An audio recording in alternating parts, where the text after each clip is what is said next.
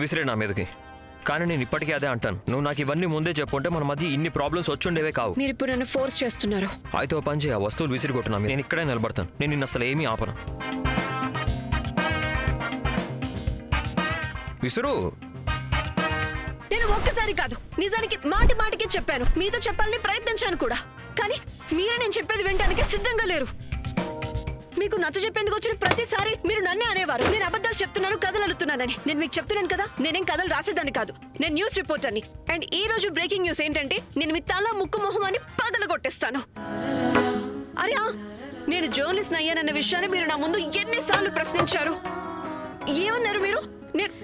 నేను మాటలతో మభ్య పెడతానా, పన్నగాను పన్నుతానా? జస్ట్ 2 సార్లే కదా అన్నాను. 2 సార్లా? మిమ్మల్ని అది బరువుగా ఉంటది. అది మీరు ప్రపంచం మొత్తాన్ని నమ్మేయగలరు, కానీ నన్ను తప్ప. ఆ తర్వాత కూడా మీకు ఎంత ధైర్యం ఉంటే ఇలా అంటారు? అపార్థాలు వచ్చింది నా కారణంగానా? వద్దు, ఇది నాదే.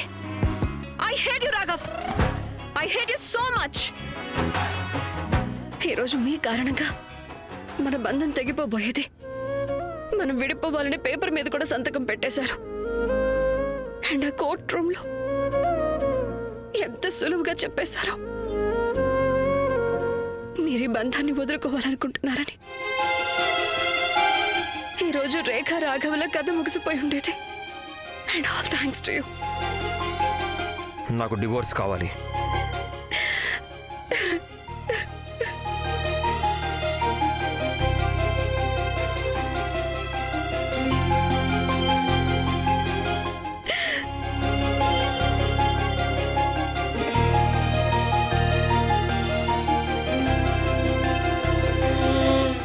సారీ రేఖ. మీరు చాలా స్మార్ట్ రాఘవ్, మహా మొద్దు కూడా. నేను మొద్దుని కాదు, కానీ నీ ముందు అలా అయిపోతుంటాను అంతే. స్పెషల్లీ నేను రోహిత్తో చూసినప్పుడు నా బుర్రలో ఏ ఫ్యూజ్ ఊడిపోతుందో తెలీదు. నా బుర్ర అసలు పనిచేయడం మానేస్తుంది, నోరు మాత్రమే పనిచేస్తుంది. And that out of control అయిపోయాయి. దాని గురించి మిమ్మల్ని నేను అడగనే లేదు కదా, మీరెందుకు అలా రియాక్ట్ అయ్యేవారు? మీరు నాతో సూటగా ఎందుకు అడగలేదు, నా మనసులో ఏముంది అని, నా మనసులో ఎవరున్నారు అని? నువ్వు మళ్ళీ మొదలు పెట్టేశావా? నా ప్రశ్నలకి సమాధానం చెప్పండి. భయం వేసేది, నువ్వు రోహిత్ని చూస్ చేసుకుంటావేమోనని. మీకు నా గురించి ఆ మాత్రం తెలీదా? నీ గురించి నాకు తెలుసు, కానీ నా గురించే నాకు తెలీదు.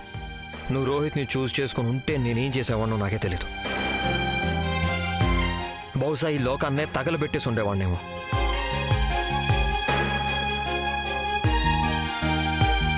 ఎందుకు అలా చేస్తారు మీరు? లోకానికి ఎందుకు నిప్పంటిస్తారు? మీకేమైనా పిచ్చేయండి? ఎందుకంటే గుండె పగిలిపోయిన వాడు ఏమైనా చేయగలుగుతాడు రేఖ. రాఘవ్,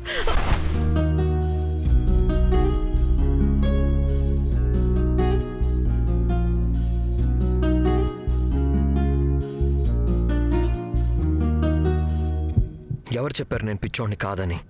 నువ్వంటే నాకు చాలా పిచ్చి. కనులకు తెలియదే, తనువుకు తెలుపదే, చెప్పండి రాఘవ్, ఏం చెప్పబోతున్నారు? సమయము కదలదే, సకలము నిలవదే, క్షణముక యుగమైన ఈ వింత ఖైదు. నాలోన నువ్వు, నేనైన నువ్వు, నా కొంచె అంచుల్లో నీవే, ఎదలోన తగువు నీ వల్లే వినవు, ప్రతి చిత్రంలో వైచిత్రం నీవే.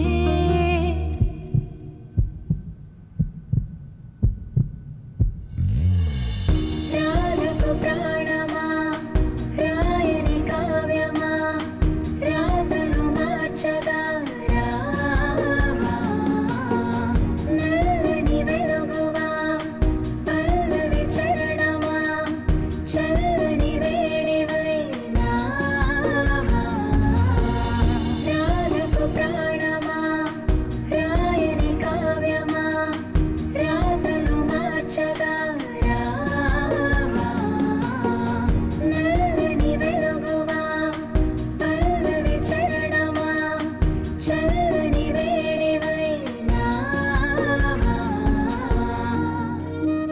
ఏం లేదు. అసలు ఇదేం పద్ధతి రాఘవ్ చెప్పడానికి? పూర్తిగా చెప్పొచ్చుగా. ఏంటి ఏ విషయం? అదే మీరు చాలా కాలం క్రితం చెప్పాల్సింది. నువ్వు దేని గురించి మాట్లాడుతున్నావు నాకు అసలు ఐడియా లేదు. సరే చెప్పకండి, మీ మనసులో మాటని మనసులోనే పెట్టుకోండి. అండ్ దాంతో ఊరగా పెట్టుకోండి.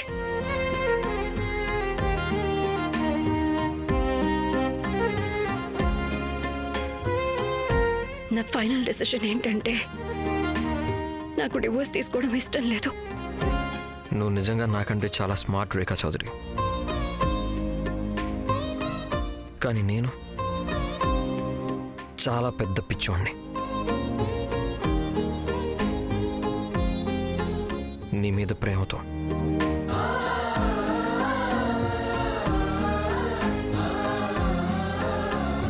అలాగే పంతులు గారు, నేను మీకు మళ్ళీ చెప్తాను.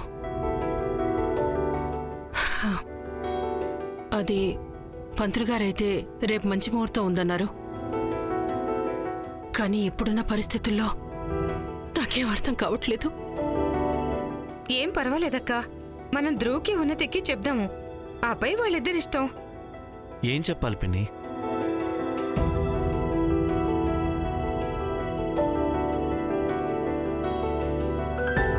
ధ్రువ్, నీకు తల్లిగా, ఉన్నతికి అత్తగారిగా నాకు కొన్ని బాధ్యతలున్నాయి.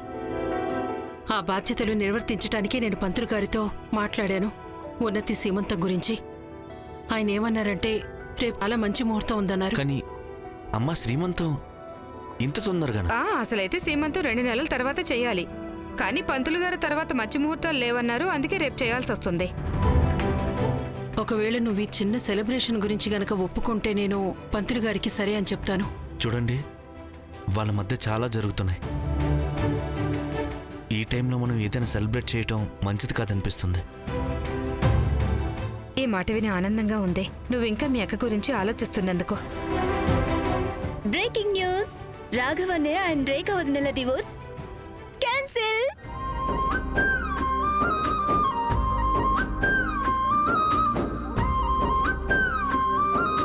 నిజంగానా? వాళ్ళ మధ్య ఏవైతే మిస్అండర్స్టాండింగ్స్ ఉన్నాయో అవన్నీ క్లియర్ అవుట్ అయిపోయాయి. అండ్ వాళ్ళిద్దరూ కలిసి ఉన్నారు, చాలా హ్యాపీగా ఉన్నారు. వావ్ ఉన్నతి, ఇది చాలా మంచి న్యూస్. ధ్రువ్, నాన్న, అయితే మనం రేపు సీమంతం చేసేయచ్చు కదా? ఏమంటావ్?